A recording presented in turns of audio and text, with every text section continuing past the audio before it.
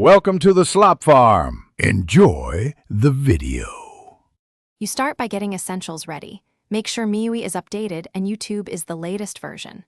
Open settings and confirm version quickly, then launch YouTube and sign in. Turn off battery saver so the floating window won't be restricted.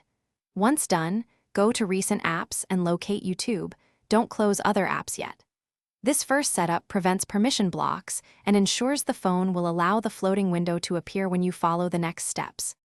You now enable the floating view by using recent apps. Swipe up to reveal multitasking and long press the YouTube card. Choose the floating window or split screen option. Some MIUI builds label it differently. Then tap the YouTube window to convert it to a floating overlay. Once visible, position it where it won't obscure controls and resize by dragging the edges. You can pinch in some builds. Make sure video playback continues. If it pauses, return to the finish by locking or pinning the floating window so it persists while you switch apps. This prevents accidental closes.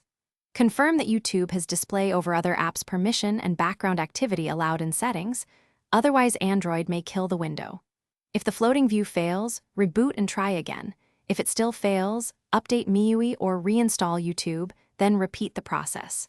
One key troubleshooting tip: clear YouTube cache before reinstalling. It often fixes permission or playback conflicts quickly.